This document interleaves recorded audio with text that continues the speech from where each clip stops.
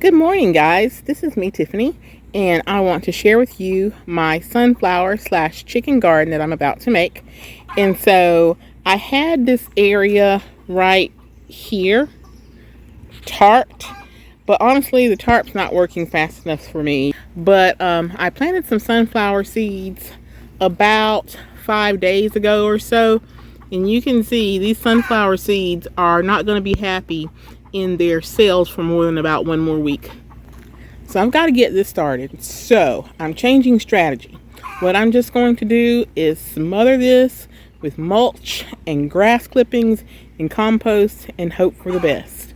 But before I put grass clippings there, I'm going to take a pitchfork and I'm going to loosen up the soil.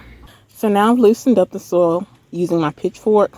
This took quite a bit longer than I thought.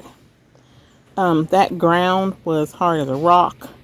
And so what I ended up having to do is to wet the ground, get the pitchfork, dig what I could to let the water percolate, wet again, dig, percolate, wet again, dig, percolate. And all I did was take the pitchfork, rock it back and forth, just so that when my plants start growing, their roots can go into the native soil.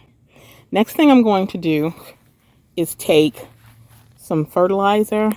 This is actually some 13-13-13 that I had left over from a year or two ago. And then the darker stuff is some type of slow release fertilizer. So after putting down the fertilizer, I next watered the fertilizer in. Then I put down some old poster boards that I had. You could use cardboard here. I don't have any cardboard on hand. That's why I use poster board.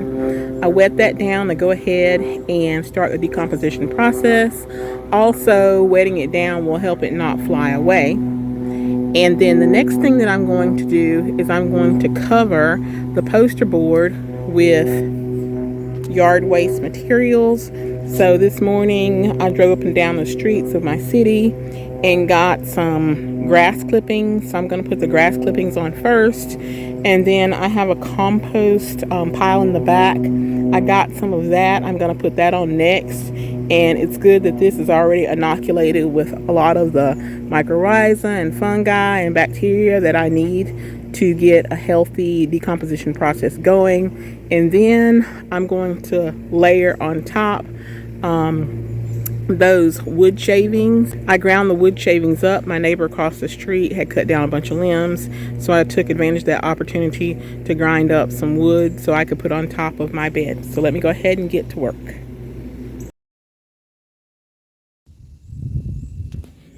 Okay, so I've got everything assembled. Between each layer, I made sure I watered. So I had the cardboard, water, grass, water, compost, water, and on top I have my wood shavings and then water.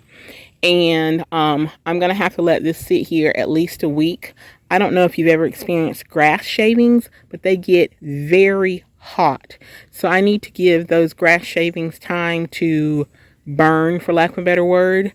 If I were to put plants or even seeds in it right now, that grass would get so hot that it would kill it. So here's my sunflower bed. You can see that I've already placed the sunflowers in. What I did is I waited for about a week and a half. And what I ended up doing is digging little pockets.